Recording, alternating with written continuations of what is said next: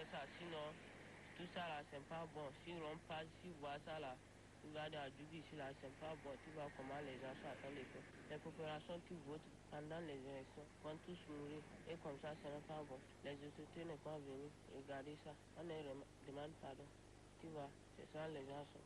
On aurait appris qu'il y a un ONG qui devait s'occuper de notre quartier. Jusqu'à présent, on ne l'a pas vu.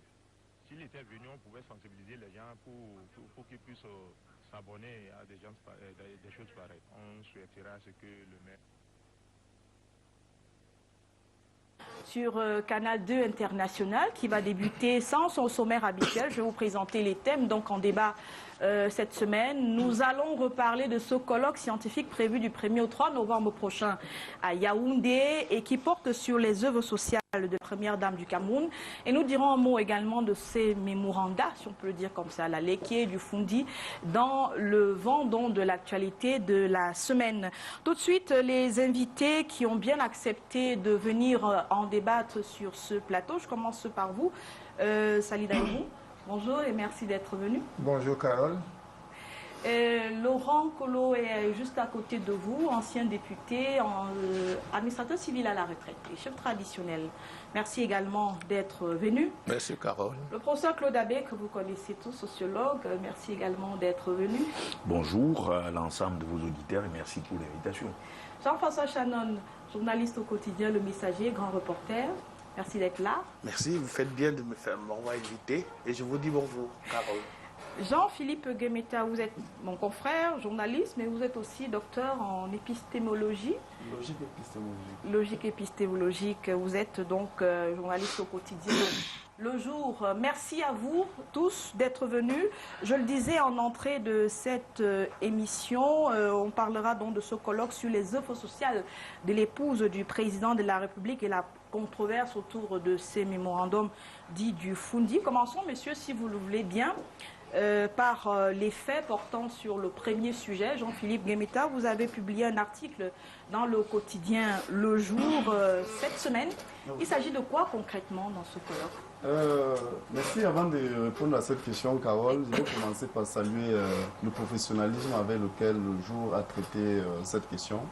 Je crois que sous la houlette de mes rédacteurs en chef, il se souleverait que je parle de Jules Romial Conlac et Claude Tadjon. Le sujet a été mené avec beaucoup de dextérité dans le quotidien Le Jour.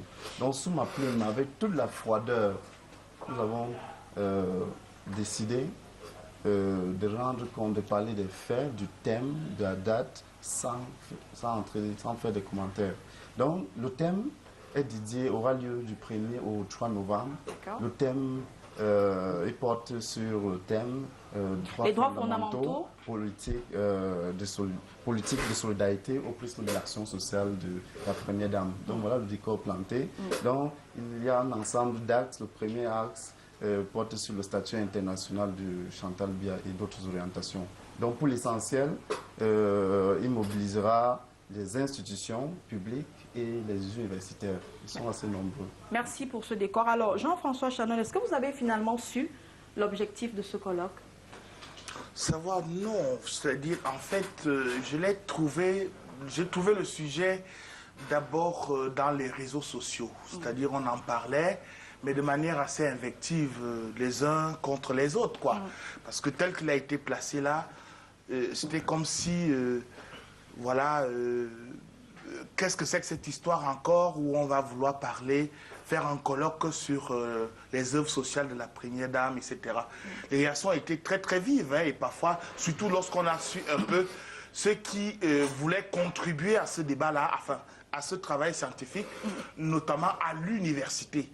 Et on a retrouvé quelques noms, notamment le nom du docteur Éric Mathias Onandini, qui portait le sujet, etc. Mais les réactions qui ont été contre lui, à mon sens, ont été tout à fait violentes. Hein.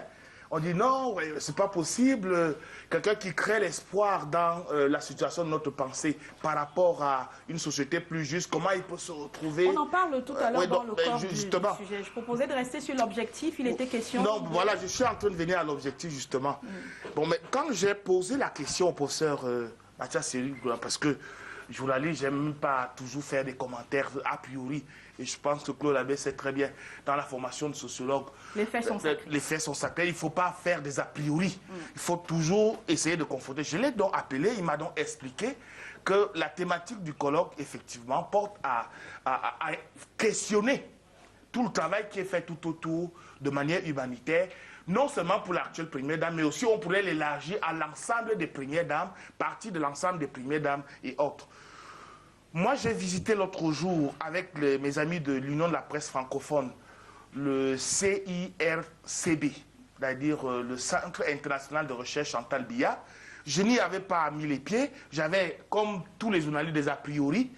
D'abord, c'est sur place que, avec le groupe de journalistes de l'UPF où on était là, j'apprends que c'est un hôpital public. On en parle tout à l'heure, vous le voulez bien dans les œuvres de Madame pour dire en fait que, effectivement, il y a un ensemble de questionnements qui se font et c'est peut-être pour cela que le sujet a un intérêt. Et c'est pour ça que nous sommes là. Je vais commencer avec vous aussi, professeur Claude Abbé, sacrifié peut-être au principe des définitions des concepts. On parle beaucoup de colloques scientifiques.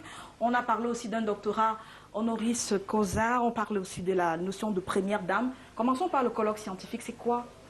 Un colloque, de manière beaucoup plus simple, c'est un échange fécond sur des problématiques scientifiques, sur des éléments à caractère doctrinal, sur un certain nombre de thématiques qui peuvent permettre à ceux qui participent à cet échange-là de faire évoluer et avancer la science. Dans le cas d'espèce, je m'interroge s'il s'agit d'un colloque scientifique ou d'une manifestation politique. Parce que, pour ma part, tout prend les contours d'un meeting politique qui se situe dans un cadre plutôt universitaire, en porte-à-faux des dispositions du Code pénal qui, justement, proscrivent que l'on puisse faire de la politique dans les espaces de formation. Pas seulement les universités, même à l'école. Bien sûr. Alors, Sali Daïrou, maintenant que c'est dit, vous estimez que c'est opportun d'organiser une réflexion scientifique autour des œuvres de la Première Dame et d'élargir à tout ce qui se fait dans l'humanitaire au Cameroun, puisque vous y êtes investi depuis quelque temps. Oui, je crois que ça tombe bien à propos, parce que après un certain nombre d'années d'exercice dans l'humanitaire, il était tout à fait normal que la Première Dame, n'est-ce pas, fasse interroger les différents acteurs qui sont, n'est-ce pas, les témoins oculaires de ces œuvres humanitaires pour faire jeter un regard rétrospectif sur tout ce qui a été fait, voir ce qui a bien marché, ce qui a moins bien marché et comment à l'avenir on pourrait, n'est-ce pas, réorienter ces actions pour que ces actions aillent dans le sens des attentes des populations. Je crois que c'est dans cette optique que ce colloque a été, n'est-ce pas, organisé. Et quand on parle du statut de première dame, je crois qu'aujourd'hui c'est Mme Chantal Biya, demain ce sera une autre. Mais il faut qu'à l'avenir, que nous soyons fixés, qu'il y ait quelque chose, n'est-ce pas, de bien cadré, de bien légal, pour qu'à l'avenir, toute première dame, fût-elle Chantal Biya ou une autre, n'est-ce pas, puisse, n'est-ce pas, trouver déjà un cadre déjà bien balisé, qu'il n'y ait pas de controverses autour de l'origine des fonds utilisés pour ces œuvres humanitaires. Il faut que ça soit institutionnalisé, il faut que ça soit, n'est-ce pas, connu, tout comme nous avons à un moment donné parlé du statut, n'est-ce pas, de leader de l'opposition ici au Cameroun. C'est des choses qu'il faut vraiment mettre sur la table, il faut qu'on en débatte, il faut que les gens soient, n'est-ce pas, édifiés. D'accord. Alors, Laurent Kolo, avant de venir à vous, Jean-Philippe Momita, le problème semble ne pas être le colloque, mais l'objet de ce colloque, parce que certains politiques estiment par exemple qu'on aurait pu réfléchir sur les accidents de la circulation, des maladies qui tuent des Camerounais, et que les universitaires ne s'y intéressent pas beaucoup. Pourquoi s'arrêter seulement sur les œuvres de la Première Dame? Est-ce que vous trouvez une opportunité dans cette réflexion? Merci de votre question. Le ministre, de son intervention, je voudrais dire que je suis au courant, nous sommes au courant de ce colloque. Et ce qui nous intéresse le plus, c'est les œuvres de la Première Dame. Nous apprécions, nous qui sommes les chefs traditionnels, nous apprécions à sa juste valeur ses œuvres. Et nous voulons que ces œuvres soient, n'est-ce pas, largement diffusées à travers le monde. C'est donc à partir de ce colloque que une telle information peut être diffusée à travers le monde. Alors, maintenant, venons-en à cette opportunité. Professeur Claude Abbé, vous avez semblé dire que c'était inopportun de parler des œuvres de la Première Dame.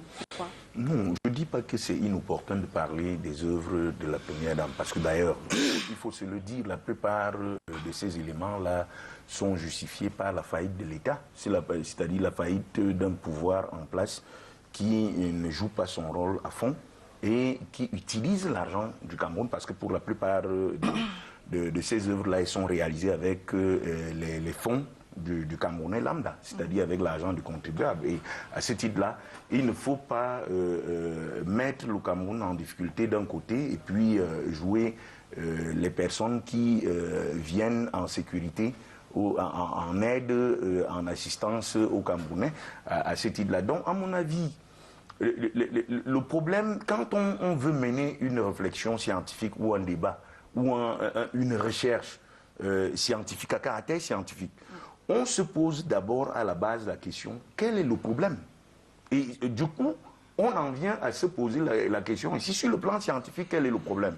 Heureusement que le ministre Sali Daïrou nous dit que le problème n'est pas d'ordre scientifique, mais qu'en réalité, c'est un statut qui soit juridiquement avéré à la Première Dame de manière à ce qu'on en arrive, mais on n'a pas besoin de prendre l'université en otage pour arriver à poser une problématique comme celle-là, qui peut être pertinente. Alors, Jean-Philippe Guémeta, sur la même question. Voilà, je crois que sur l'opportunité, je voudrais qu'on soit d'abord clair. Je crois qu'un tel débat invite à ce qu'on sorte de l'émotionnalisme ou de la politique politicienne. D'accord. Dans la formation de l'esprit scientifique, et le professeur Claude Abbé, il a sans doute lu cet ouvrage avant moi. Formation de l'esprit scientifique, et le ministre connaît bien cet ouvrage de Gaston Bachelard, paru aux éditions 20, 1972, à la page 14, il dit effectivement ceci, exactement. Avant tout, il faut savoir poser des problèmes. Le mot problème m'a intéressé. Il a parlé de problématique. Le problème, surtout par ces trois questions. Qui organise le colloque? Pour ça, il faudrait rencontrer, parce qu'il se répond l'interroger ce dernier sur la pertinence de ce colloque. D'accord. La deuxième question, ce colloque, quel est son et mise en je demande quelles sont les modalités de fonctionnement et de financement des actions de la Première Dame. Qu'on le veuille ou non, la Première Dame, de par ses actions, a un statut international. Elle mobilise à elle seule toute une organisation, toute une idéologie, toute une organisation qui sillonne le pays. Et il serait intéressant qu'on rende compte de ce...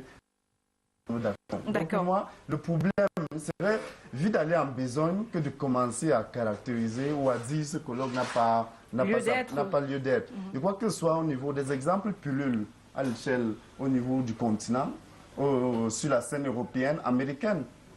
Madame Barack Obama, elle est championne, elle est également préoccupée par les activités humaines. Oui. Elle se fait la championne de la lutte contre... Nancy Reagan, l'Afrique également, Madame Kennedy, Madame il va un peu multiplier des exemples. Comme ça, des Donc exemples. Le problème, si on se prend le cas du Niger, le Niger a connu la 6e République, sauf erreur de ma part. Mais toutes les premières dames du Niger, je vous assure, ne sont pas toutes les actions ont été rapidement oubliées. C'est bien compris. Et il ne faudrait pas que le cas soit, le même pour que cela arrive au Cameroun. Je vais aller pour honorer davantage la Première Dame, la First Lady, je vais terminer par là. Oui. Parce qu'on a rapidement transformé la Fondation Chantal Biya, porté son nom avant. Si elle veut rester éternelle, si on veut immortaliser davantage la Première Dame, on gagnerait à donner un statut légal à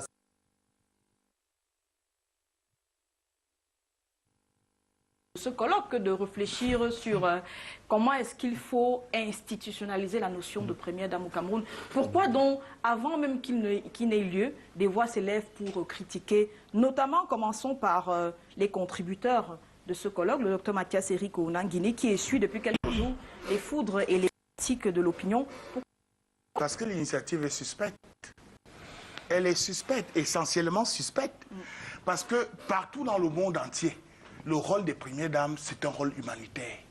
On n'a pas besoin d'aller à l'université pour le dire. On constate, on le formalise. C'est tout. On n'a pas besoin d'aller à l'université. L'université est un lieu ouvert, c'est vrai. Mais l'université a son fonctionnement. Nous avons tous, et moi j'étais longtemps à l'université. Mais l'université s'intéresse à tout. Est-ce que la suspicion vaut pour les organisateurs de ce type de forum? J'ai même pas fini. Oui, je reviens à vous tout à l'heure. On parle des organisateurs. Hein? Je vais permettre que Salih Daïbou moi, réagisse. je pense qu'il y a un faux débat qui circule autour des intervenants, notamment le professeur Mathias Onanguini. Je pense que quand on organise souvent des débats, des séminaires, quand c'est le pouvoir qui organise ces colloques, ces séminaires, on dit qu'on a invité seulement à ces colloques rien que, n'est-ce pas, des flagorneurs. Des intellectuels proches du gouvernement. Des flagorneurs, je vais employer le mot, des flagorneurs, des griots. On a la possibilité cette fois-là d'inviter quelqu'un qui peut donner un regard croisé sur un sujet donné. Il vaut mieux, n'est-ce pas, dans ce genre d'occasion, inviter des gens comme le professeur Onanguini pour qu'on voit du côté de ceux qui ne pensent pas automatiquement comme ceux qui sont au pouvoir, comment ils perçoivent, n'est-ce pas, ce genre de débat. Quelles sont les contributions qu'ils peuvent apporter. Parce que personne n'a le monopole de la science infuse. Donc, du côté de l'opposition comme du côté de ceux qui sont au pouvoir, il y a des bonnes idées. Il faut les amener ensemble, écouter tout le monde, essayer de tirer les meilleurs de ces débats-là et pour construire un avenir acceptable pour tous. Donc je crois que c'est moi de ce côté-là, de ce point de vue, que j'estime. Ce n'est pas les sujets qui manquent pour discuter. Mais restons sur ces organisateurs. S'il vous plaît. Ce n'est pas des sujets qui manquent pour discuter à l'université. D'accord. On n'a jamais fait de colloque sur le PMV. L'université n'a jamais fait. 15 ans après sa mort, Mongo Betty, ce qu'il a apporté comme combat, il n'y a jamais eu de colloque à l'université. C'est pour cela que ça paraît suspect et politicien. Moi, je rends hommage à mes camarades de 90, avec qui on a voulu protéger l'université. Parce que la jeune génération qui fait l'université aujourd'hui, que ce soit des étudiants, sont totalement manipulés. Quand je vois le raisonnement qui m'a suivi ici tout à l'heure, totalement englués dans un système où l'éclat d'esprit n'est plus vérifiable. Moi, je rends hommage à mes camarades parce qu'on a voulu, à notre époque, et le Salih Daïbou le sait, on a voulu protéger l'université pour qu'elle reste un lieu de savoir, de quête du savoir essentiellement. Elle ne l'est plus, cette université? Non, pas suffisamment. Quand vous apportez un colloque comme celui-là, l'opinion va vous le dire d'une manière ou d'une autre. Quel que soit l'opinion, c'est la foule. Vous me laissez finir. Vous me laissez finir. C'est pas une chamaillerie entre vous et moi. C'est pas une chamaillerie entre vous et moi. C'est pas une chamaillerie entre vous et moi. Je vous en prie. Je suis en train de dire ceci. Tout un ouvrage. Philippe Guémeta, je vous en prie. S'il vous plaît. Je vais vous donner la parole tout à l'heure. Je vais vous donner la parole tout à l'heure. Je vais vous donner la parole tout à l'heure. Écoutez-moi. Alors, Jean-François Chanon, c'est vous qui avez la parole. Je vous permets de terminer en 30 Je ne voudrais pas qu'il fasse une fixation sur ce que j'ai dit. Parce que ça ne m'intéresse pas. Parce que le débat doit évoluer. Oui, ça ne m'intéresse pas qu'il fasse une fixation sur ce que moi j'ai dit. Mais allez-y, moi, j'analyse de manière globale. Je ne suis en mission d'aucune façon que ce soit ici. Moi, je donne un propos objectif. C'est terminé? Pour dire simplement que c'est vrai. Mais on peut faire un colloque sur Chantal Biya, justement. Mais on peut le faire au Hilton. Hein? On n'a pas besoin d'apporter la caution universitaire à cela. On peut faire une conférence simple sur les œuvres. Puisque ça s'est fait, il y a des ouvrages qui l'ont même déjà écrit. Plein de gens l'ont fait. Mais ce que moi j'ai retenu d'assez essentiel dans le propos de Éric Mathias, avec qui j'ai parlé au téléphone, pour comprendre pourquoi cette polémique sur sa participation, effectivement, est-ce qu'il ne se laisse pas utiliser justement? Il m'a dit non. Personne ne peut comprendre ce que je vais dire. Et je suis d'accord avec Salih Daïbou, il le dit tout à l'heure. Et moi, j'ai confiance à Eric pour restituer la qualité. Parce que, qu'est-ce que soit ce que vous allez dire aujourd'hui, sur Chantal Biya de manière objective. J'ai essayé de vous dire que moi j'ai invité le CICB et je n'avais pas la perception, j'avais des préjugés sur ça, mais ce que j'ai vu là-bas était formidable. Merci. En faisant la recherche pour le SIDA par exemple, etc. Merci beaucoup. Et que j'ai justement dit à ces directeurs que ce n'est pas suffisamment connu, ce n'est pas suffisamment communiqué. Il m'a dit c'est même un hôpital public. Merci, on en vient. Et la marraine n'en est que le Chantal Biya. Alors, professeur Claude Abbé, ce qui semble poser problème, c'est le cadre d'organisation de ce colloque, plus que l'objet, si je comprends bien les propos de Jean-François. Les deux. Je vais vous dire pourquoi les deux. Moi, je suis de ceux-là qui, en scrutant, je scrute la société camerounaise depuis voici une vingtaine d'années, et vraiment au quotidien. Vous ne pouvez pas comprendre la société camerounaise si vous ne vous mettez pas dans la perspective de savoir que dans la société camerounaise, l'idiome structurel qui rend compte des comportements des uns et des autres, c'est le double langage. C'est-à-dire que quelqu'un vous dit une chose, mais en réalité, il y a quelque chose en dessous qui est en train de se donner à voir. Mathias Eric, c'est un universitaire de haut vol, il a le droit et la liberté d'aller là où il peut aller et même de jouer comme lui-même. C'est aussi une liberté. Et donc, à mon avis, moi je pense qu'il ne faut pas faire une fixation sur lui. Il ne faut pas faire une fixation sur Cabral, Libye ou tout le reste, mais chacun d'entre nous choisit son certificat de genre de mort ou de genre de vie. Et donc, à ce titre-là, ils ont tout à fait la liberté d'y aller. Mais à mon avis, les deux éléments qui me semblent importants ici, c'est premièrement que lorsque vous regardez celles autour de qui le colloque porte, l'époux reste encore au pouvoir. On ne peut pas obérer, on ne peut pas mettre de côté, on ne peut pas mettre cet élément-là de côté. Donc à quel moment Permettez-moi, pour que les téléspectateurs qui nous suivent comprennent bien quel est le sens du point de vue qui est le mien.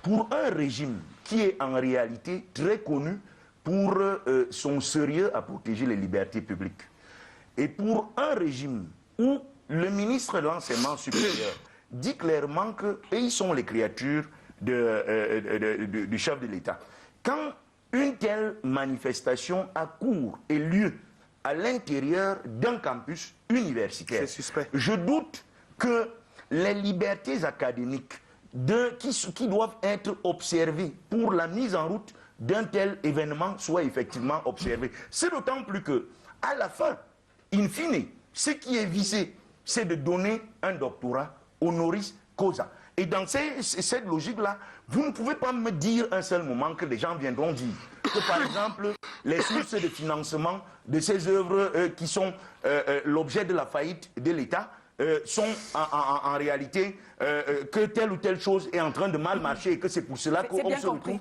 en face de telle ou telle chose. On peut déjà postuler à l'avance quelles vont être l'orientation des débats, des conclusions. Je ne fais pas ici l'insulte à un ensemble de collègues, mais en réalité, telles que les choses sont organisées, on le voit bien, on voit vers où on est en train d'aller. On n'en est pas si loin. L'honoris causa a remplacé la motion de soutien. C'est pourquoi je dis qu'il s'agit bel et bien d'un meeting politique. Alors, Sali Daïrou, vous avez lu les choses de la même façon? Je dis Carole, moi je suis très content de voir les gens s'exprimer de la sorte, parce que vous savez que la démocratie mérite de permettre à ceux qui peuvent la mettre en danger de s'exprimer.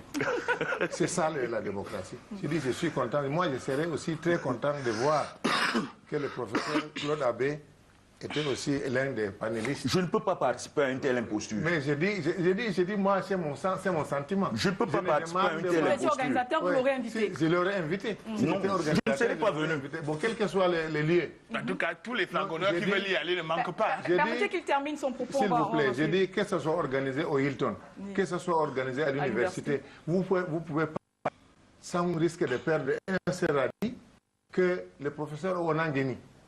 C'est pas parce qu'on l'aura invité. Moi, je ne pose pas un problème. Non, je parle. Vous avez parlé de son nom tout à l'heure. On ne peut pas changer sa manière de penser. Et c'est pour ça que moi, je suis content qu'on l'ait invité, tout comme c'est comme lui, qui ont, n'est-ce pas, un regard assez différent de la manière dont les choses sont menées.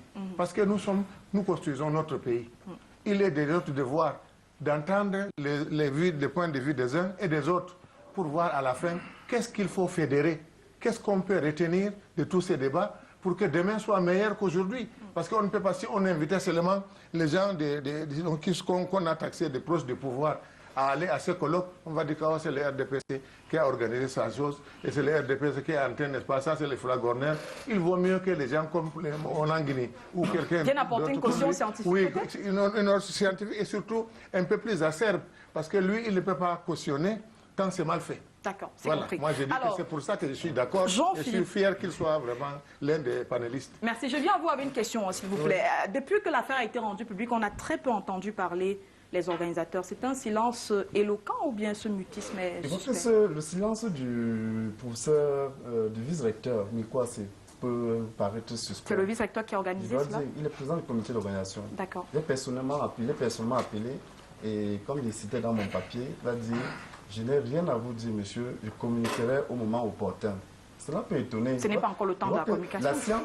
La science, un pareil colloque, je vais vous dire ce qui se passe exactement.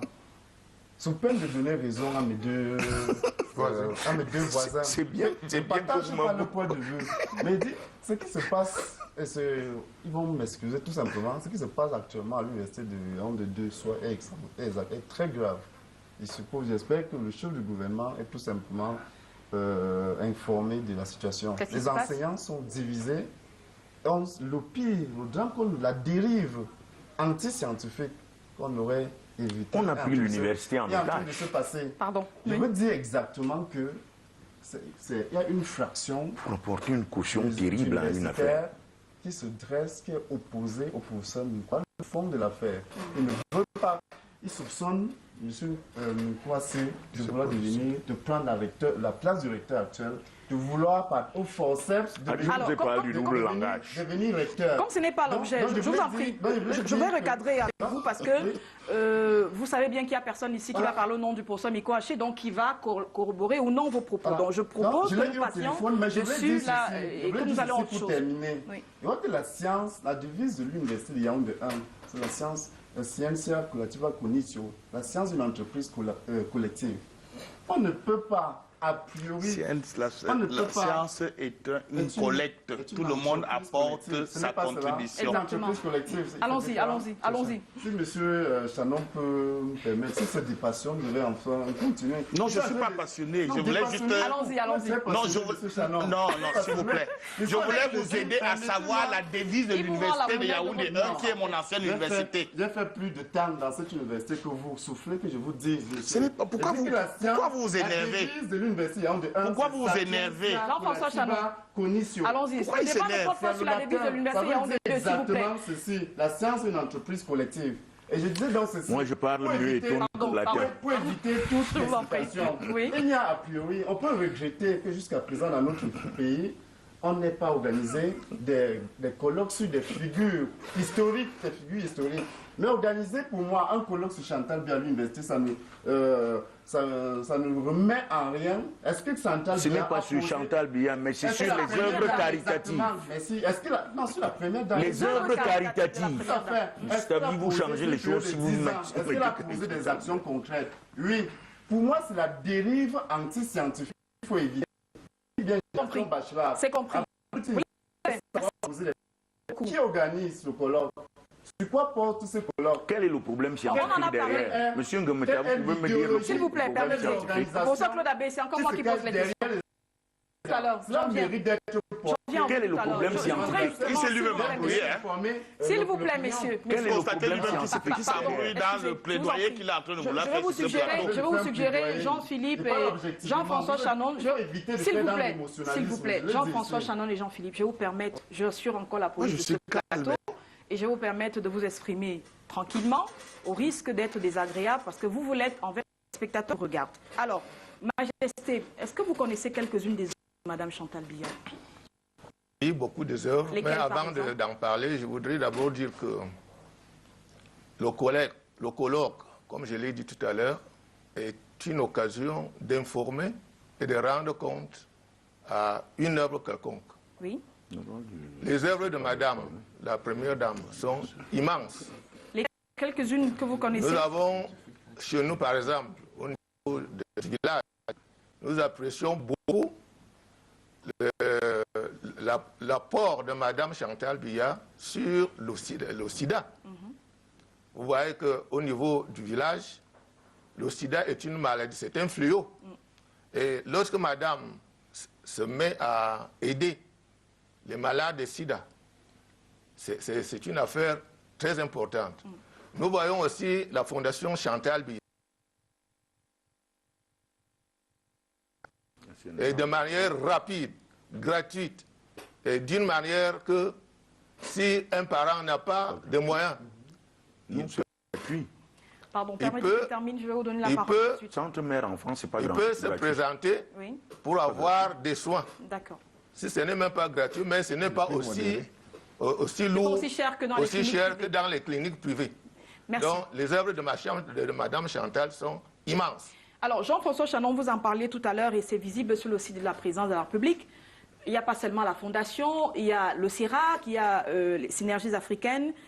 C'est dire que Mme Chantal Biya, on voit bien qu'elle est bien présente auprès des couches, d'une certaine couche de population. Donc, finalement, on ne peut pas discuter de la qualité sociale de son œuvre.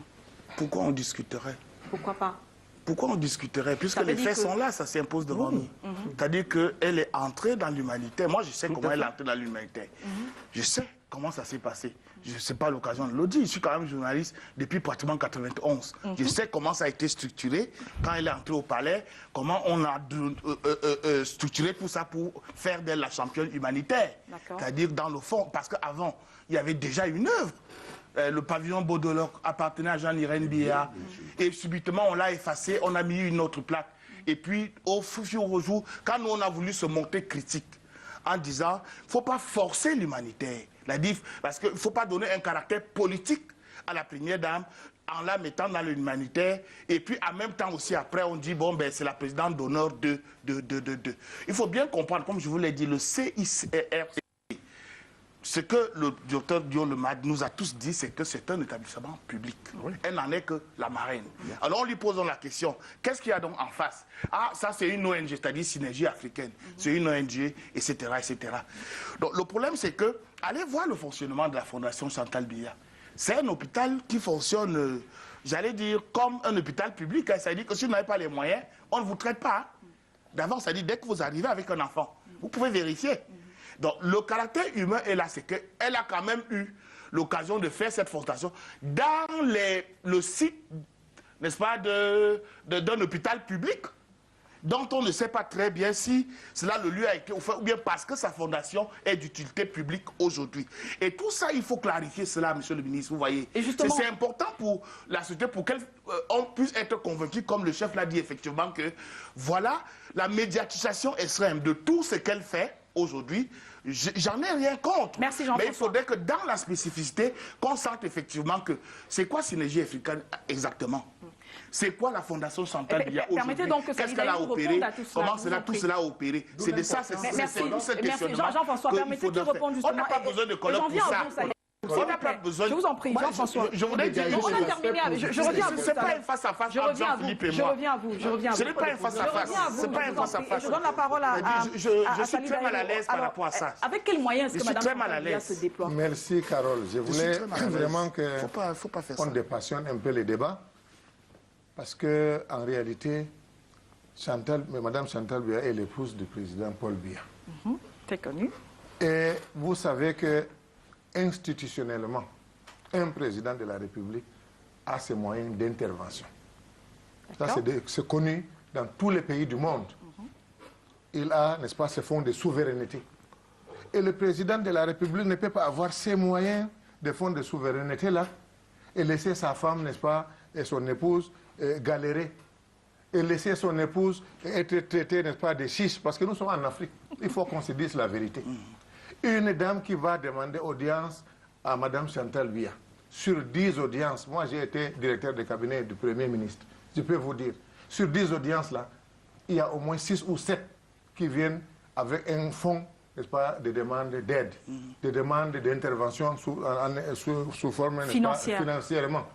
Donc j'ai dit, comment peut-il être la dame du président de la République qui a ses moyens d'intervention légalement reconnus et qu'elle ne puisse pas utiliser aussi ces fonds-là qui sont reconnus au président de la République pour faire des œuvres humanitaires?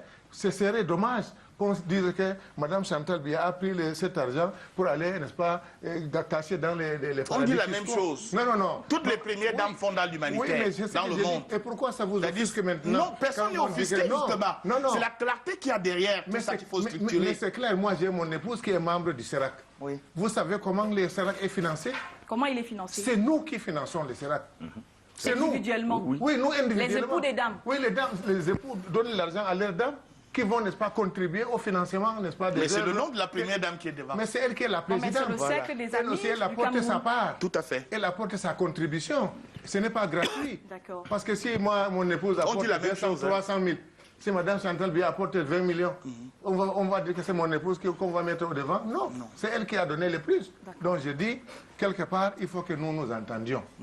C'est vraiment pas... Il ne faut pas créer la polémique là où il n'y en a pas. Ici, le financement des œuvres sociales de Mme Chantal Biya sont canalisées. Elle ne gère pas les crédits publics pour qu'on dise qu'elle est en train de détourner. Le président de la République qui lui donne les moyens de sa politique a ces moyens-là de manière légale. Merci. À l'Assemblée nationale, nous votons le budget, n'est-ce pas, de la présidente de la République avec les interventions du président de la République. Donc si le président prend par ces moyens que l'Assemblée nationale lui a donnés, donne une partie à son époux pour faire des œuvres sociales, je crois qu'il serait bon qu'on applaudisse plutôt que d'invectiver. Merci. Claude, j'arrive à vous. Alors, professeur Claude Abbé, voilà qui est clair sur les moyens de financement des actions de Mme Chantal Biya. Ça veut dire que ça ne poserait pas de problème. Écoutez, je voudrais d'abord vous dire une chose. Il faut qu'on s'entende autour de la table, et même vous téléspectateurs qui sont à l'extérieur. Il ne s'agit pas d'un procès sur Mme Chantal Biya. Il ne s'agit pas d'un procès sur ses œuvres. Mais je parle de l'organisation du colloque.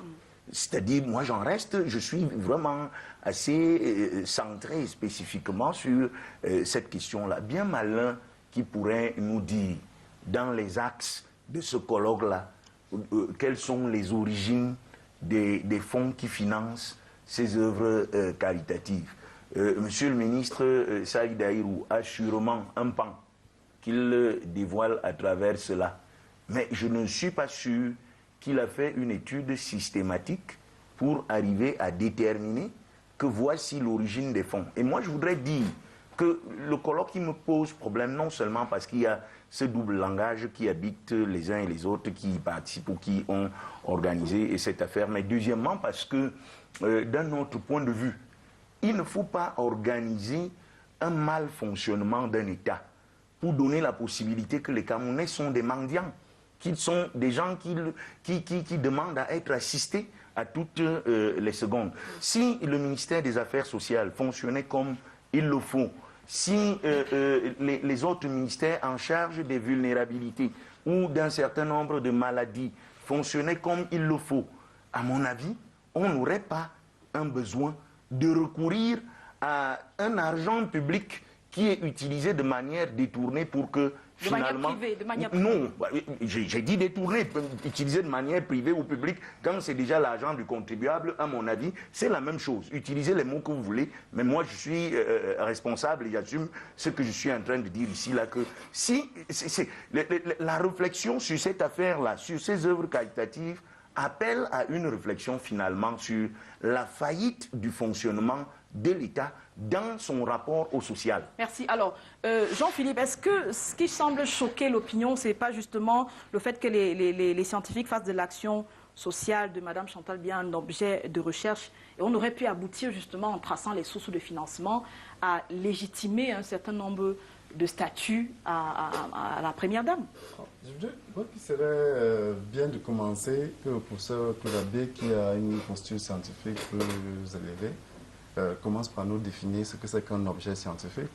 Un objet de recherche. Un objet de recherche. Ce qui crée un objet de recherche, en réalité, qu'est-ce qu'un objet de recherche? Excusez-moi, ce qui crée d'abord un objet de recherche, c'est qu'il y a un problème dans la réalité. Et dans le cas d'espèce, j'ai regardé, je n'ai pas vu quel était le problème. Si le problème est de diffuser les œuvres de Mme Chantal Biya, c'est suffisamment déjà diffusé. Elles sont diffusées à si le problème est cela, vraiment, ça ne peut pas être l'objet d'un sujet scientifique. Merci. Par contre, si vous avez eu des informations au sujet de ce qui était réellement le problème qui a amené, qui a suscité cette réflexion qui engage une problématique scientifique particulière, on peut comprendre. De la même manière que le ministre Salih Daïrou a dit tout à l'heure, en posant un problème pertinent, qui est un problème pour tous les Camerounais, pas seulement pour lui ou pour Mme Biya, qu'il y ait un statut de première dame au niveau du Cameroun, comme un statut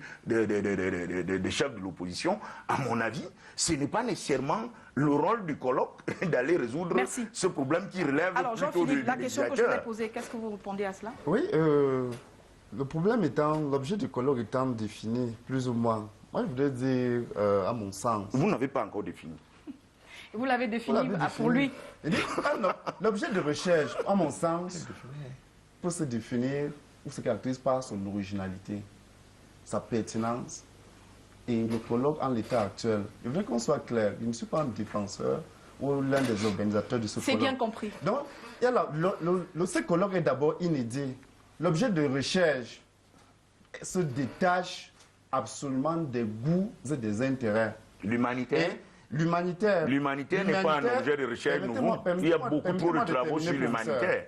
Je peux vous en citer. Quelle contradiction? Je peux vous en travaux citer. Sur l'humanitaire. Oui. Cela revient à dire que le colloque, à mon sens, il y a beaucoup trop de travaux sur l'humanitaire. Il faudrait définitivement retenir que la science est désubjectivée. Moi, je ne vous apprends rien pour ça. S'il vous plaît, allons-y. Et le jeu, pour terminer, le jeu empirique doit pouvoir céder la place au jeu transcendantal pour que la connaissance, la vérité se dévoile. Merci. Alors, Alors on va faire un dernier tour de table sur ce colloque. Je commence par vous, Jean-François Chanon.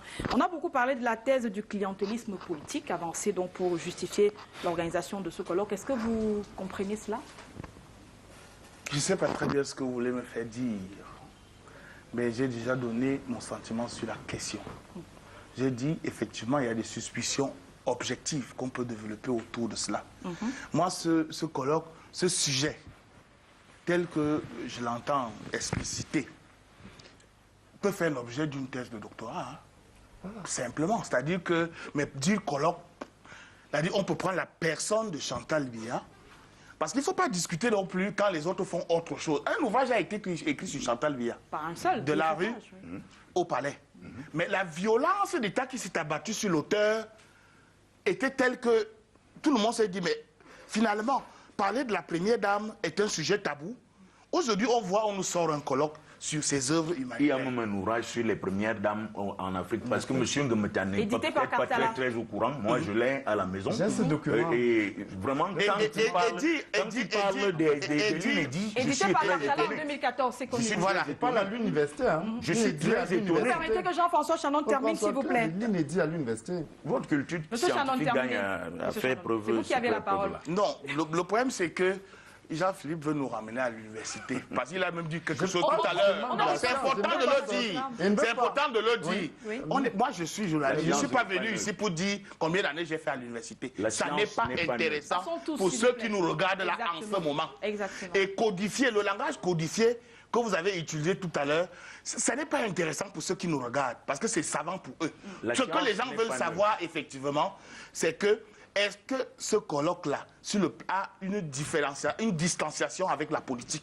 Non. Et vous dites quoi? La réponse est non. C'est-à-dire pour le simple fait que le président... La science n'est pas neutre. Je vois qu'il avance. Vous qui êtes épistémologue, donc...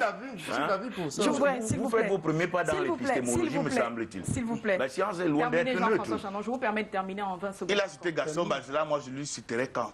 D'accord. Dans la démarche. Il a dit au moins, pour transcender au moins.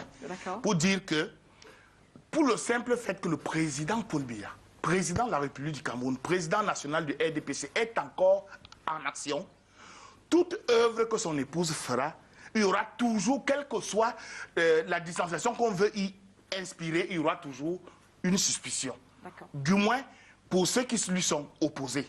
Et c'est ça que je trouve dommage. C'est-à-dire que impliquer l'université à cela, monsieur le ministre, je voudrais bien qu'on se comprenne, hein, parce que ce que vous avez dit, je dis exactement la même chose. On a besoin d'une première dame qui agisse sur le plan social comme elle agit. Parce que c'est le contraire qui aurait été suspect. Que comment une première dame n'est pas solidaire de tout ce qui se passe autour de nous, notamment pour les couches défavorisées. Mais le drame, et c'est ça, drame entre guillemets, c'est que l'initiative d'aller mener le nom de la première à travers ses œuvres à l'université, on ne peut ne pas penser qu'il y a un agenda caché derrière. C'est bien compris. Alors, c'est bien compris. Permettez, Jean-Philippe, je vais vous donner la parole. Parce que selon vous, il y a matière quand même à légitimer l'action sociale de la première dame à travers un statut et qui peut découler d'un colloque comme celui-là. Sans contredire, il y a matière à réflexion sur ce colloque, dans ce colloque, sur la thématique. C'est la dérive, j'insiste bien. Il faut bien qu'on se comprenne. C'est la dérive anti-scientifique qu'il faudrait éviter. Qu'est-ce que vous entendez même par dérive anti-scientifique? Lorsque je parle de la dérive anti-scientifique, je fais ici allusion aux considérations internes, aux considérations des goûts et aux considérations des goûts.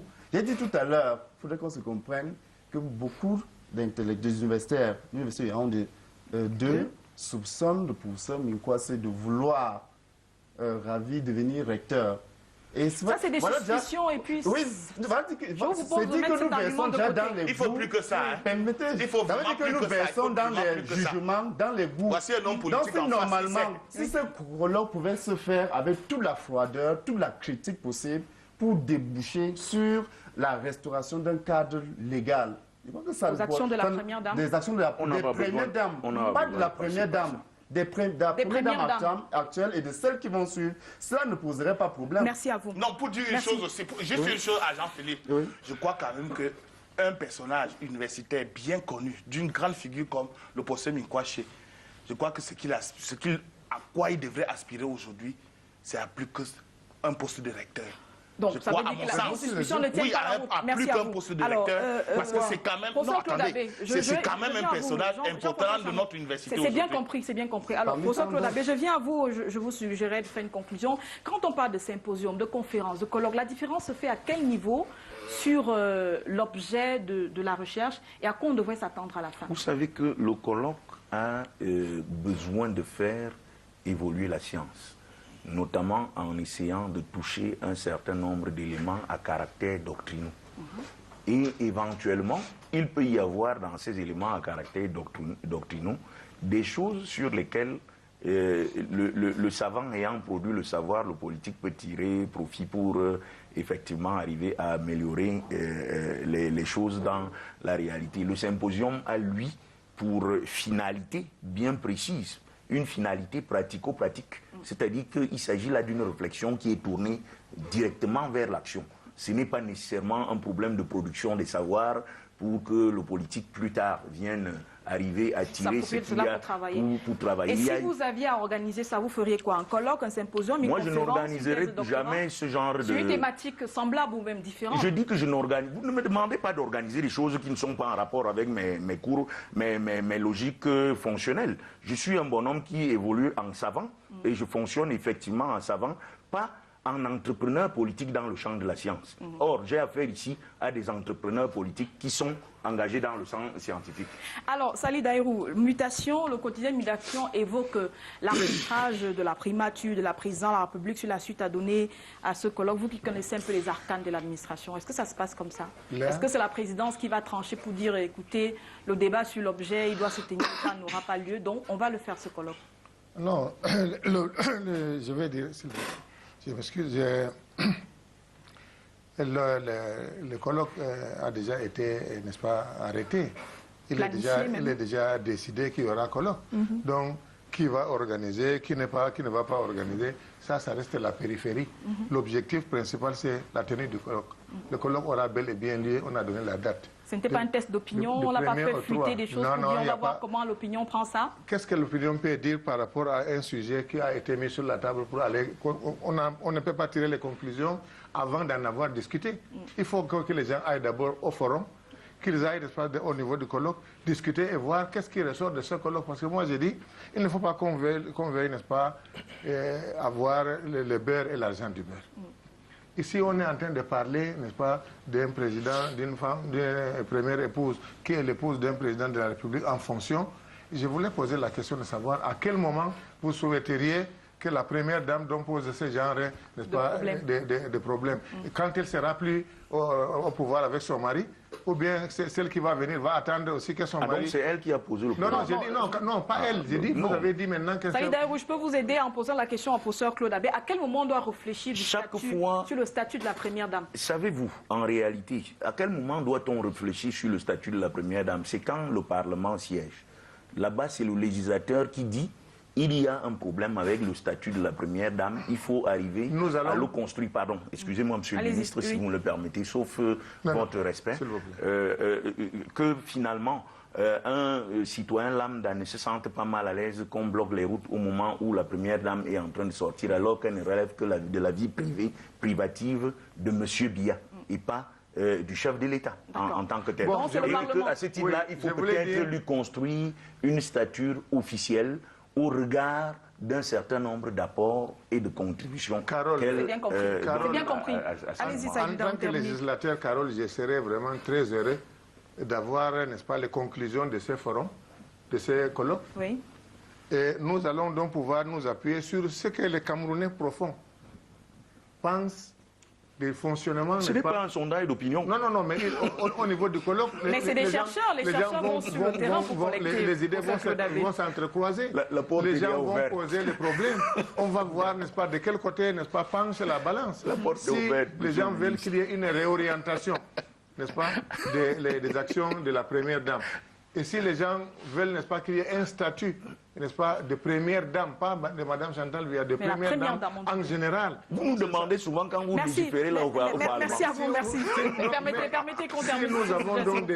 Nous avons déjà le point de vue du peuple profond. Nous allons nous en saisir pour poser les problèmes au niveau du Parlement. Mais les universitaires ne représentent pas le peuple profond. Merci à vous, merci, s'il vous plaît. Permettez. C'est vous qui nous représentez. Pardon, c'est là-bas que le problème doit être posé. C'est les universités qui vont se rassembler à Yaoundé. À la décharge, Jean-François pas le peuple profond. Permettez qu'il Ils seront même combien? Qui les a élus pour aller parler de ça? Même pas, ils ne représenteront même pas le champ universitaire. Nous considérons que tout Camerounais est notre électeur. Donc, si 2-3 universitaires se retrouvent et parlent d'un sujet, il est de notre devoir, en tant que législateur, d'écouter ce qui se dit là-bas. Parce que ça peut ne pas intéresser, ça peut ne pas être du goût de certains, mais pour beaucoup vont se reconnaître dans ce qui se dit là-bas. Ce n'est pas seulement vous deux, ou vous trois, ou vous quatre. Il y a un universitaire. Merci.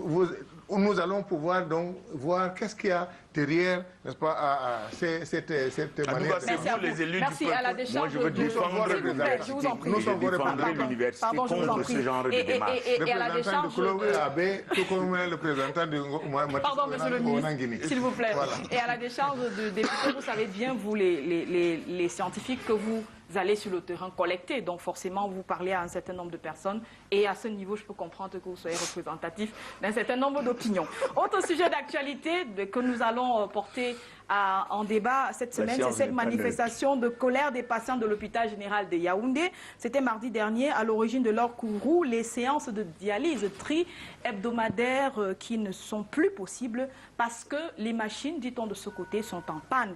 Ces malades ont donc décidé de faire entendre leur voix à travers un sitting à l'hôpital.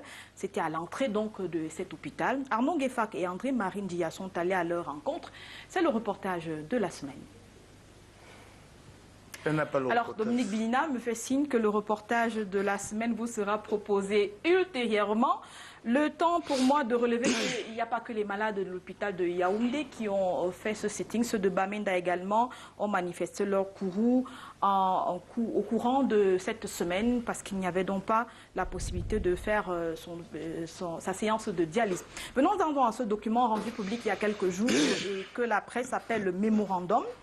Non seulement dans le Fundi, mais dans la Léquier, quelques jours avant. Je commence par vous, Majesté Laurent Kolo. Il y a quoi dans ce document qu'on appelle mémorandum?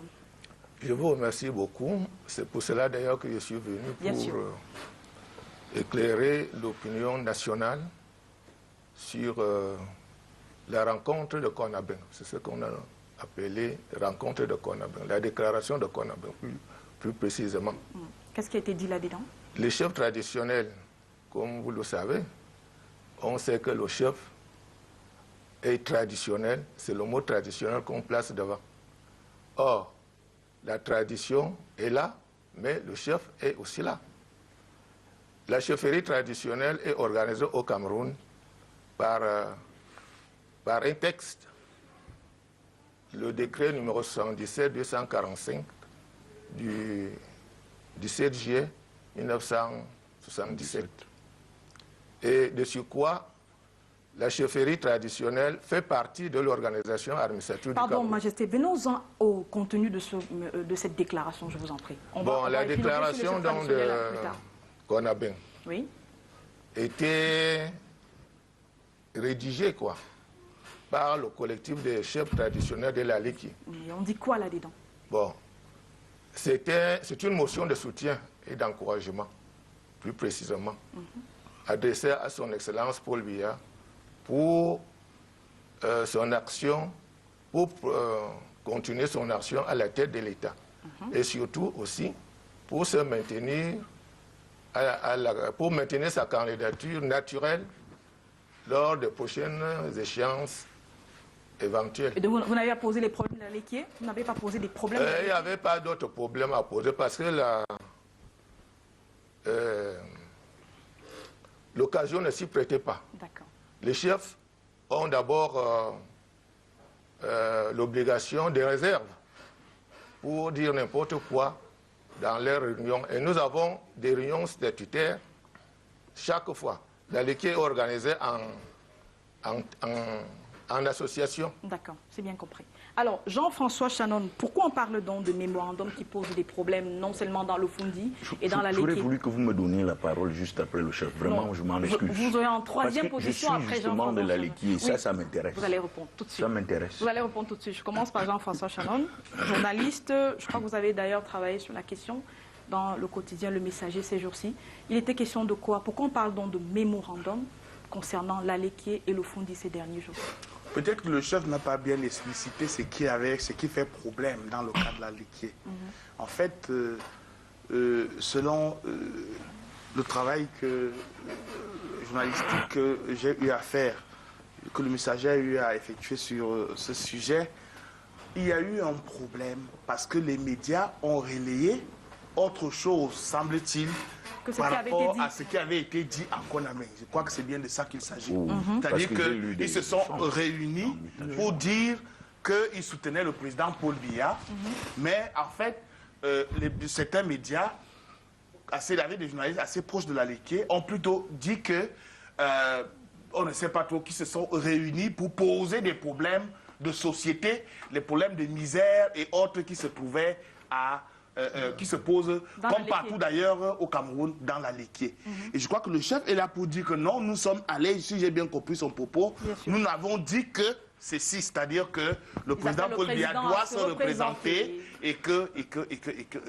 Mais en fait, c'est que il y a une phrase, là, dit que vous savez, la Léquier est un grand département aujourd'hui stratégique pour le pouvoir, et qu'il y a là aussi une frange de jeunesse qui monte et qui voudrait, j'allais dire, s'opposer. Et vous avez vu la réaction du compositeur. Qui va prendre la parole tout de suite, justement. C'est pour montrer. Et bon, pour dire, en fait, il y a un ensemble je ne dirais pas des grilles, mais des gens qui sont dans le système. Non, peut-être qu'ils ne trouvent pas suffisamment leur place. C'est arrivé aussi en Gaoundéré, dans la Vina, où les gens sont divisés par rapport à un mémorandum des Aoussa, etc. etc.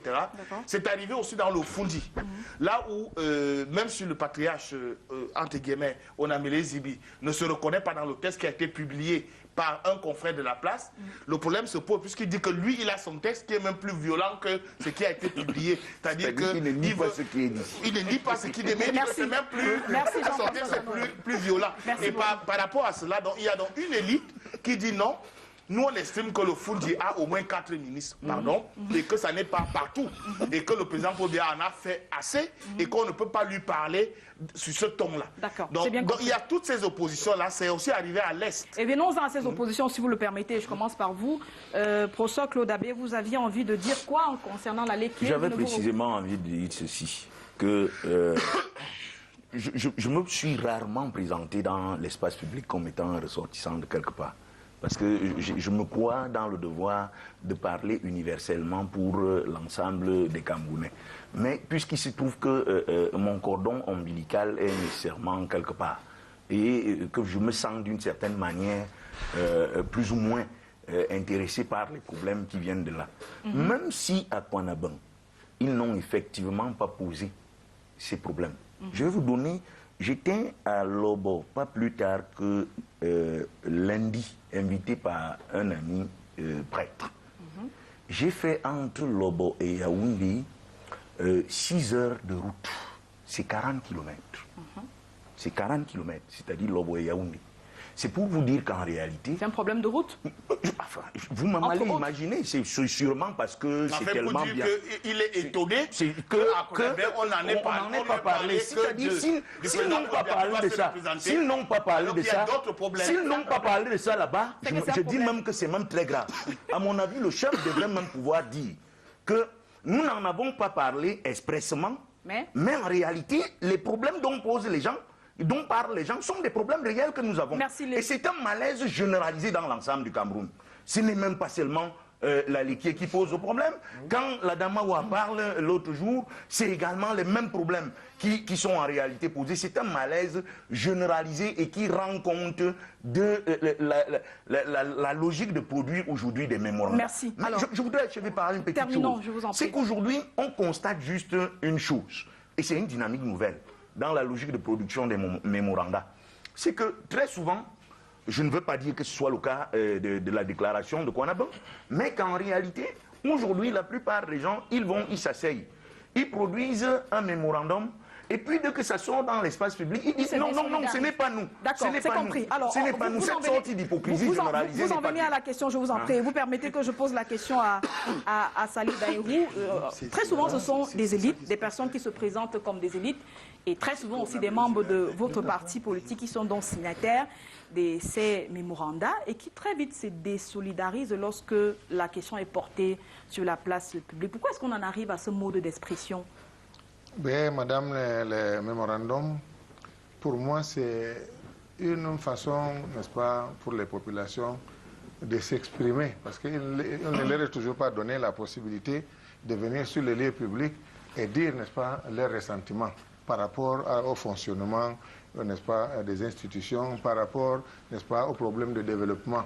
Donc, si l'occasion peut, n'est-ce pas, être donnée à ces gens-là par ces moyens, je crois qu'ils ne les ignoreraient pas de saisir ces genres d'opportunités pour poser les problèmes en haut lieu. Parce que quand ça vient sous forme de mémorandum, vous savez que ça a beaucoup plus de résonance que si les gens disent dans la rue qu'on n'a pas ceci, on n'a pas cela. Mais quand c'est sous forme de mémorandum, même le pouvoir public font attention. Donc c'est pour ça que les gens ont opté pour cette manière de s'exprimer, ces genres, n'est-ce pas, ces canaux. Donc les mémorandums, pour ne pas les stigmatiser, moi j'ai dit mémorandum, je ne parle pas de la Damao, mais tout mémorandum. Il y a eu le mémorandum du Grand Nord aussi. Oui, du Grand Nord, est porteur quand même en son sein de certaines réalités. Tout à fait. Pour que, n'est-ce pas, le décideur suprême puisse, n'est-ce pas, extraire de ces mémorandums ce qu'il peut, n'est-ce pas, être à mesure de résoudre tout de suite, ou bien à moyen terme, ou plus tard. Parce qu'on n'écrit pas un mémorandum sur la base de rien. Un mémorandum, c'est la litanie, n'est-ce pas, des problèmes que les populations vivent au quotidien. Donc, de là à dire qu'aujourd'hui ou demain, on va les résoudre tous, serait vraiment, n'est-ce pas, un fantasme. Mais ce qui est sûr, c'est qu'au sein des mémorandums, il faudra quand même n'est-ce pas, décrypter ce qui est réalité, ce qui peut être fait et ce qui peut être remis à plus tard. Donc donner un agenda aux problèmes posés dans le mémorandum. Oui, mais ce qui est sûr, c'est qu'il y a quand même des problèmes que les gens soulèvent. Merci. Et ce sont les problèmes qu'ils vivent au quotidien. Mais les moyens de l'État étant limités, on ne peut pas résoudre tous les problèmes posés dans tous les mémorandums. Jean-Philippe, s'il vous plaît, professeur Claude Abbé. Entre Yaoundé et Monatélé. C'est-à-dire Yaoundé n'est pas relié au département de la Léki. Je comprends que vous soyez personnellement touché par cette question. Yaoundé et Monatélé, quand on connaît que c'est quand même la Léki qui nourrit en particulier Yaoundé, à mon avis, je crois que c'est quelque chose de suffisamment grave. D'accord, on en vient au problème posé par les mémorandums tout à l'heure. Le temps pour moi, Jean-Philippe, de vous demander, ce sont des signataires, ce sont des élites, pardon, qui sont la plupart du temps signataires de ces mémorandums. Ils parlent pour qui, ces élites? Je vais rapidement dire qu'ils parlent pour eux-mêmes. Oui. Moi, je vais surprendre, peut-être aller contre le ministre, qui dit que ces mémorandums traduisent les problèmes, les réalités des quotidiennes. Populations quotidiennes. Des populations. Dans une certaine mesure. Mais en réalité, ce qui est dommage, j'ai lu avec beaucoup de plaisir le texte du président de l'association des chefs traditionnels d'Aléké, le professeur Guy Nzovon. L'interview. L'interview. Oui. Il est directeur. Oui. Il était pertinent à mon sens. Il est resté assez objectif et on a senti un universitaire. Et le problème, à son sens, ce qui est dommage dans ces mandats, c'est que des élites se positionnent. Ce sont des moyens de positionnement. En réalité, on a vu le professeur Claude Abbé être très remonté tout à l'heure. Oui, je le suis. Parce que son cordon ombilical. Oui, je le suis. On parle de repli dans comme de l'ensemble des problèmes du Cameroun, oui. Je suis très souvent remonté. Que le jour a publié d'ailleurs, il y a quelque temps, que le Cameroun s'arrêtait à Bouddha. Est-ce que vous savez cela? Il n'y a pas de route de Bouddha. Vous faites 4 heures du temps pour arriver à Bamenda. Mais vous, moi, je suis né au nord-ouest. Vous êtes aussi concerné, je suis né au nord-ouest, mais c'est frustrant quand vous quittez Yaoundé. Psychologiquement, vous êtes traumatisé. Peut-être on attend aussi un mémorandum de Bamboutos. Le nord-ouest, je crois qu'on n'a pas besoin, même en réalité, de ces mémorandums-là. Je vais surprendre en disant cela. On n'a pas besoin. Parce que les élites ne jouent pas leur rôle. Il y a une voie officielle pour porter attention, attirer l'attention de ces décideurs. Quand il y a des problèmes pareils, il faudrait écrire, par exemple, le ministre en charge de ce problème. J'ai accompagné avec dernièrement le ministre des Relations extérieures dans sa tournée socio-politique de RDPC dans le Mongo. J'ai vu, il va m'excuser que je dévoile peut-être sur cette stratégie ici, il préfère communiquer ou écrire à ses collaborateurs qui sont ministres en charge de tel département ministériel. Il a poser les problèmes qu'il a rencontrés sur le terrain. Dans son Mongo natal, il a appelé dernièrement le ministre Bruna le Mindjak par rapport au plan triennal. Le Mongo n'a pas profité de ce plan triennal. Donc les élites, on doit cesser de profiter de ces mémorandums pour se positionner. Il y a des voies officielles parce que finalement, c'est bien compris, vous l'avez déjà dit. Tous ces mémorandums-là débouchent ou reposent finalement sur le tribalisme. La construction nationale, le ministre sera d'accord absolument avec moi, dépasse absolument le cadre clanique et le cadre tribal. C'est bien compris. Alors, Majesté, je vais entamer avec vous. Pourquoi vous n'avez pas posé les problèmes de la Léké dans un document où vous demandiez au président de se présenter, comme pour dire, on est très content de vous, mais on a besoin de ci et de ça. Voilà un fils de la Léké qui décrit un peu les conditions de vie des populations là-bas. Je vous remercie, madame. Il n'y a pas eu de doléances. Pourquoi? On n'a pas parlé de route, parce que le cadre dans lequel on se trouvait ne s'y prêtait pas. D'accord. On était dans une réunion de concertation de famille. Et le ministre Ndong Soumer Benoît qui a convoqué la réunion en tant que membre d'honneur de notre antenne d'association, l'a si bien précisé. D'accord. En disant que cette rencontre ne concerne pas les problèmes politiques. Nous sommes ici en concertation familiale. Et beaucoup de chefs provenant de chaque antenne, parce qu'il y a 9 antennes dans le département. Et toutes les antennes se sont réunies à Konabeng pour une concertation familiale et non pas pour un meeting politique. Mais maintenant que l'objet de votre rencontre a été dévoyé, quelles sont les suites accordées? Vous allez poursuivre les gens qui ont parlé de mémorandum?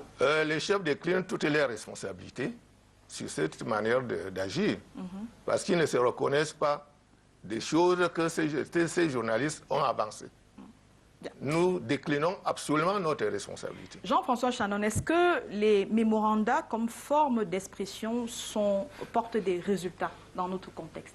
Qu'est-ce qui a fait bouger comme ligne un mémorandum?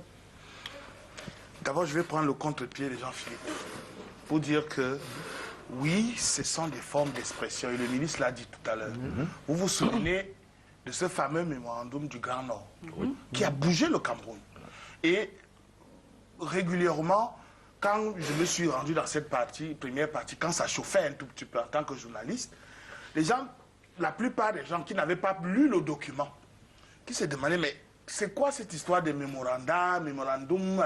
On le disait un peu en fouldé, comme pour ricaner tout cela. Quand on a essayé de traduire, les gens disent, mais c'est justement ça qu'il faut dire au président. Voilà nos problèmes en question, effectivement.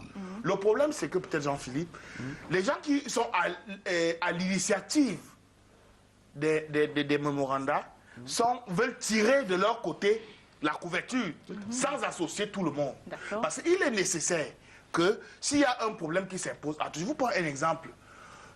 Peut-être que ça va permettre un chauvinisme aussi, puisqu'il a dit qu'il était là, je suis du Bamikim, et particulièrement de Yoko. On en est tous au même moment. Depuis 1958 que nous attendons la route qui va relier le Grand Sud au Grand Nord, en passant par Yoko Tibati. Nous attendons cette route depuis 1958.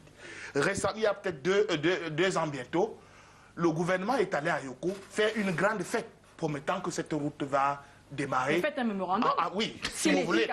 Donc, mais vous voyez un peu, ces problèmes-là existent. Et aujourd'hui, nous qui sommes en ville, les gens nous regardent. Vous êtes venus ici faire une fête, disant que le gouvernement est venu et va donner la route. Mais 2 ans après, on n'a même pas l'ombre d'eux. Et on ne communique pas. Est-ce que c'est efficace, Jean-François? Aujourd'hui, c'est efficace. Par exemple, je vous prends, il y a eu, dans les années 68, le mémorandum des Pygmées, Baka, de l'Est, qui effectivement avait saisi la nation camerounaise à travers Monseigneur Van Regen, pour dire qu'ils ont eux aussi besoin d'une éducation comme tous les Camerounais.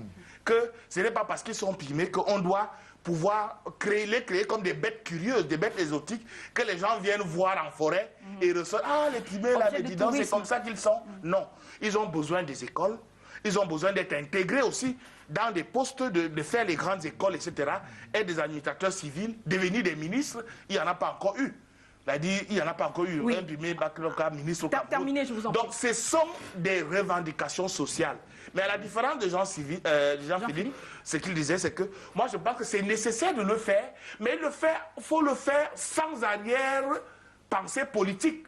C'est-à-dire ne pas exclure ceux qui ne pensent pas comme vous. Merci. Parce que la finalité serait que je tire seul les dividendes. C'est bien compris. Est-ce que dans votre contexte, Ali Daïrou, le mémorandum a eu des résultats?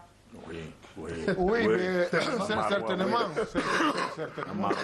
Et donc vous conseillerez cela conforme l'expression? Non, je ne conseillerais pas, mais s'il vous plaît, permettez qu'il je ne dis pas que je conseillerais aux gens de passer par la voie de mémorandum pour s'exprimer, mais je dis que c'est une voie, c'est une des voies d'expression. Si quelqu'un s'exprime par le mémorandum, est-ce que ce qu'il dit dans le mémorandum est vrai ou faux? Moi, c'est ça que je veux qu'on se dise ici. Est-ce que ce qui est dit dans le mémorandum, là, c'est faux sur le terrain? C'est ça que je veux c'est à cette question que je veux qu'on réponde. Si c'est vrai, mais il faut que le pouvoir public s'en saisisse et voir, n'est-ce pas, comment on peut faire pour essayer de résoudre les problèmes posés. Quand vous étiez ministre, vous attendiez qu'on vous pose des problèmes dans ce genre de canevas? Non, les problèmes qui se posent, c'est au niveau du gouvernement. Ce n'est pas à moi, ministre, qu'on pose le problème. On pose le problème au gouvernement. Mais que font les élus du peuple que vous êtes? Attendez, on m'a parlé du problème du ministre. Oui, commençons par là. Je prends d'abord ma robe de ministre. D'accord. Je réponds en tant que ministre. Après, vous répondez en tant Après, je répondais comme élu du peuple. Oui, allez-y. Maintenant, je dis, en tant que ministre, je n'agis pas seul. J'attends, n'est-ce pas, poser le problème à mon chef de gouvernement. C'est lui qui va nous dire, en se concertant avec le chef suprême, qu'est-ce qu'il faut prévoir, n'est-ce pas, dans le budget à venir pour résoudre tel ou tel problème qui se pose dans telle ou telle localité. Tout à fait. Ensuite, maintenant, si je reprends ma toge de député, mon rôle est d'aller à la base, faire des tournées, et lors des tournées, écouter les doléances de nos populations. En réalité, si les mémorandums reproduisent les mêmes doléances que celles auxquelles j'ai eu droit quand j'ai dit que c'est bon. Parce qu'ils disent ce qu'ils pensent. Ils ne disent pas qu'ils vont faire un coup d'État. C'est bien compris. Ils disent que voilà nos problèmes, c'est normal de les lister. Je viens à vous tout à l'heure comme élu du peuple. Le temps pour moi, Claude Abbé, on se rend compte quand même que de plus en plus, chaque parti du Cameroun écrit son mémorandum et donc le rend public. Il y a donc une tendance à généraliser cette forme d'expression. Est-ce que c'est parce que les résultats portent ou bien il n'y a pas d'autre voie d'issue pour... C'est deux ou trois choses. Première chose, c'est la faillite des élites. C'est-à-dire que les élites n'ont pas su poser les problèmes là où ces problèmes-là devaient être posés. C'est-à-dire qu'ils ont pensé son poste, sa position, et ils se taisent là-bas pour ne pas déplaire. Ils deviennent tous des courtisans. Et à ce titre-là, les populations disent on ne peut pas continuer à vous laisser faire de cette manière-là. On va nous-mêmes prendre la charge et poser nos problèmes. Deuxième chose, c'est parce qu'on s'est rendu compte au niveau du Cameroun que lorsque vous ne posez pas un problème, c'est-à-dire que vous n'êtes pas un problème pour le pouvoir en place, on ne s'occupe pas du tout de vous. Et en réalité, poser les problèmes à travers des mémorandums... Donc il faut déranger un peu. Quand vous dérangez, on résout vos problèmes. Moi, je l'ai vu, je prends le ministre à témoin pour le cas de l'école normale de Maroua. Il a fallu que tous les députés de la représentation nationale disent nous on va partir de cette affaire si tous nos fils ne sont pas dans l'école. Et tous les candidats du septentrion... Le ministre s'inspire. Permettez-moi. Peut-être je caricature, mais ce qui a été fait, c'est que la plupart, sinon tous... Merci d'avoir entendu la caricature. Troisième élément. Je vais permettre qu'il termine. Troisième élément.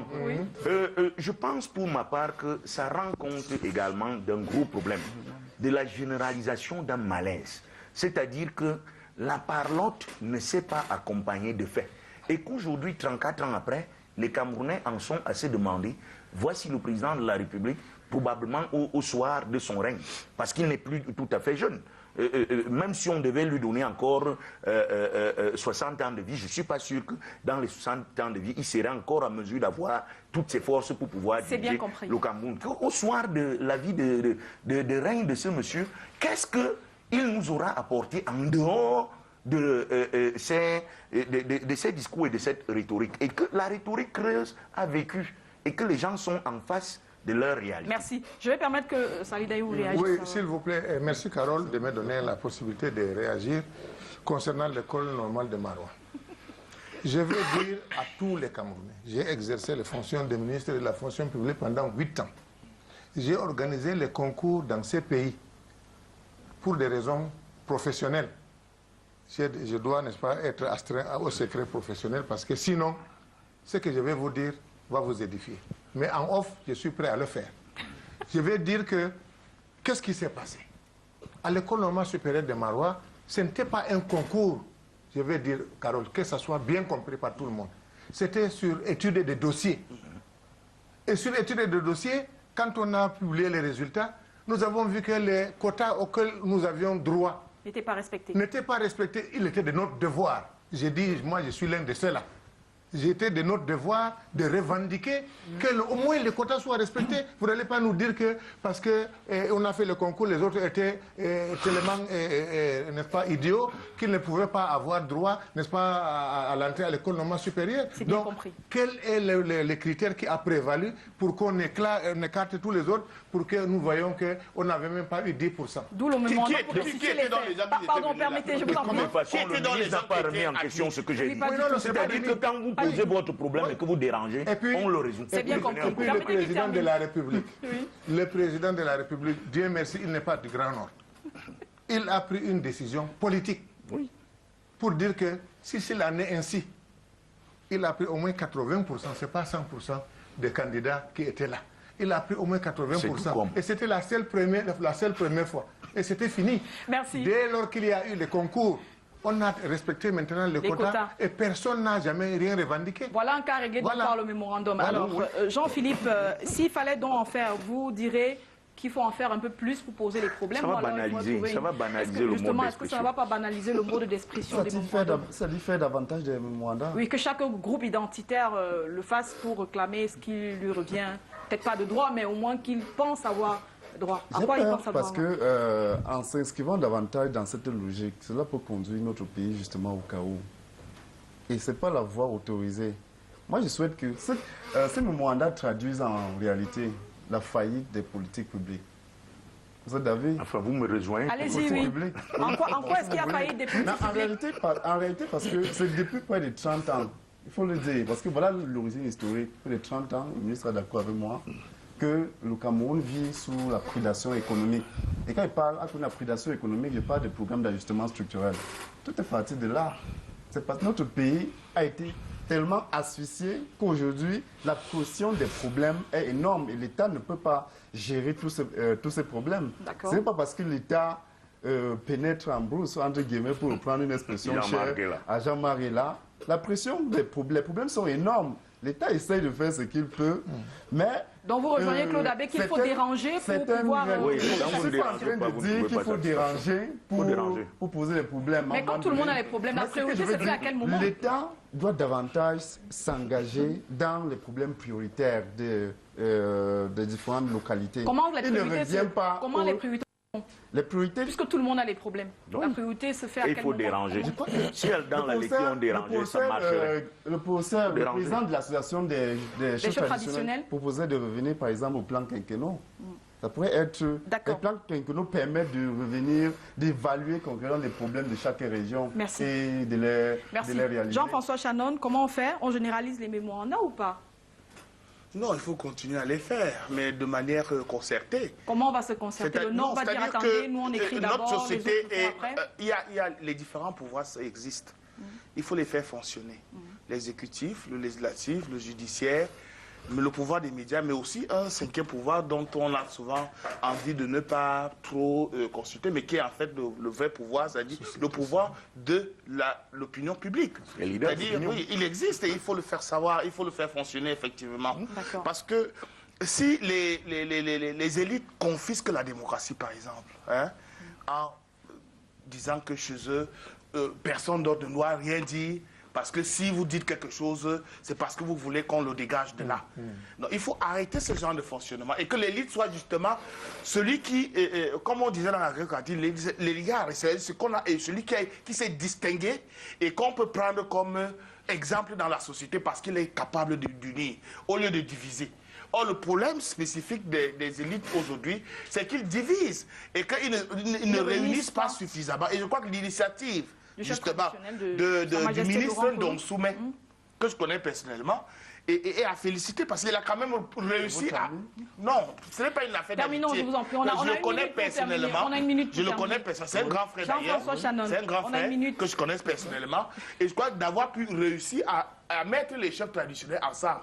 Il aurait pu faire une déclaration et demander aux chefs qui sont parfois très appauvris, venez mettre votre signature ici. Mais il a quand même pu réunir ces gens.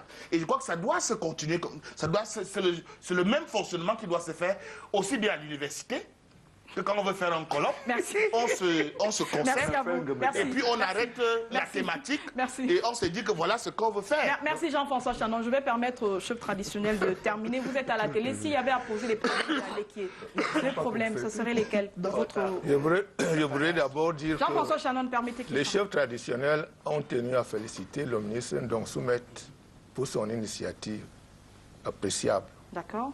Et nous n'avions pas à traiter un problème particulier concernant l'alliance économique ou sociale. Mais si vous en aviez maintenant à poser là tout de suite sur le plateau, vous voulez quoi? Le problème de la laitier sont les problèmes de la nation, de tout le monde. Donc nous n'avons pas un problème particulier. Comme le ministre l'a dit, chaque fois que le président de la République voudrait accorder des avantages au niveau du département, nous sommes là pour applaudir. Merci monsieur, merci à vous tous d'être venus. On va terminer donc sur ce mot, si vous le permettez bien. Le temps pour moi de rappeler les programmes de Canal 2 International. Les rendez-vous de ce soir, c'est d'abord l'Arène avec Mathias Eric Onandini, qui donc sera l'invité de Rodrigue Tongué. Donc, il aura l'occasion de se défendre lui-même. Et le duel, ce sera face à Moussa Njoya. Et puis, on va dire un mot pour sortir de cette émission, un mot à la mémoire de Patrice Mba, qui est le chef service production du quotidien Mutation, porté en terre que son âme repose en paix. Hier samedi du côté de Bamingou, donc qui repose c'est un garçon très sympathique. En paix. C'est dommage qu'il soit parti si tôt. Puisque nous sommes sur Canal Presse, c'est l'émission de la presse, il a souvent et très souvent contribué à éditer les journaux dont les contenus ont été commentés sur ce plateau, qu'il repose donc en paix. À vous, je vous souhaite un bon dimanche. Donc, merci, Monsieur le ministre. Merci, Sa Majesté. Bien sûr, bien sûr. Alors, si vous partez avant moi, ce serait tout à fait normal. Merci à vous également d'avoir regardé. À très bientôt sur Canal 2 International. Au revoir.